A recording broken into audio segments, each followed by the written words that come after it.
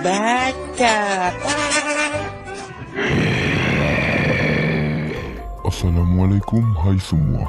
Hari ini saya akan menceritakan kisah seram dan misteri yang saya petik daripada sebuah media sosial yang dikongsikan oleh seorang individu. Kisah ini berlaku pada tahun 2018. Aiman bersama istrinya baru saja berpindah di sebuah rumah sewa kerana telah bertukar tempat kerja.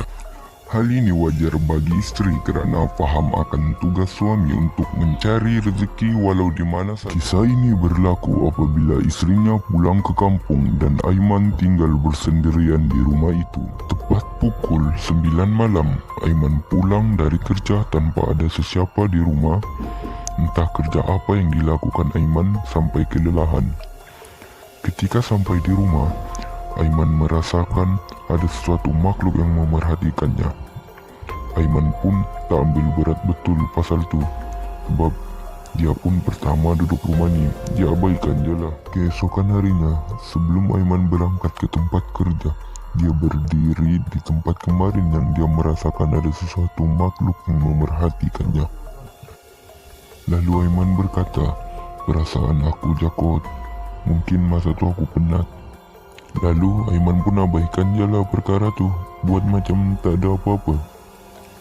Selang beberapa hari kemudian selepas kejadian tersebut, Aiman bertanya kepada dirinya sendiri, aku rasa semenjak aku tinggal kat sini, ada sesuatu makhluk yang memperhatikan aku.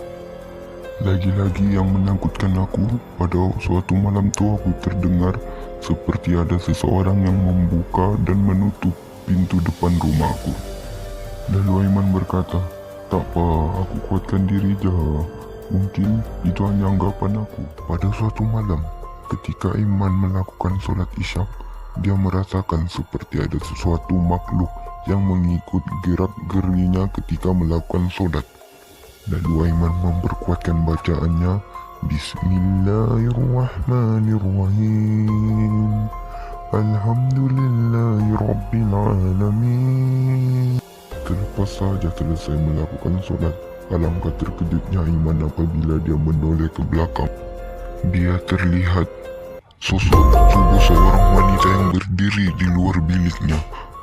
Lalu Aiman dengan sekuat hati membaca surah yang dia ketahui, sehinggalah makhluk tersebut hilang dari pandangannya. Dengan Aiman dalam keadaan yang cemas, benda apa tu? Selepas saja kejadian tersebut, Aiman tekad untuk tidur awal dan tenangkan pikiran. Dengan keadaan rumah yang sunyi, sepi dan hanya ada Aiman seorang saja di rumah itu, tepat pukul 1 pagi, Aiman terjaga dari tidur akibat dia terdengar seolah-olah ada orang menyebut namanya. Aiman, Aiman. Alangkah terkejutnya Aiman apabila dia melihat makhluk seperti makhluk yang dia lihat semasa solat isyak tadi. Tetapi pada kali ini berbeza, dia melihatkan wajahnya kepada Aiman, hingga menyebabkan Aiman terdiam dan terkaku melihatnya. Dipendekkan cerita, Aiman bergegas keluar dari rumah lalu memandu kereta ke rumah rakan sekerjanya tanpa memberitahu rakan sekerjanya. Semasa dalam perjalanan menuju ke rumah kawan Aiman, dia berasa cemas. Benda apa yang aku lihat tadi tu? Setiba saja sampai di hadapan pintu rumah kawannya, dia mengetuk pintu dan mengucapkan salam dengan keadaan yang cemas. Assalamualaikum, Mer. Mer. Lalu seorang menyambut salam dengan nada yang kuat. Waalaikumsalam. Dipendekkan cerita, Aiman menceritakan seluruh kejadian yang berlaku kepada dirinya, kepada rakan sekerjanya Mer pada malam itu juga. Alangkah terkejut rakan sekerjanya apabila mendapat tahu Aiman tinggal di rumah yang sudah lama ditinggalkan. Lalu rakan sekerjanya menceritakan tentang rumah yang dia sewa itu telah lama ditinggalkan kosong. Tanpa pengetahuan Aiman, rumah tersebut pernah berlakunya satu pembunuhan wanita. Hingga hari ini tiada siapa yang menemukan mayat wanita tersebut.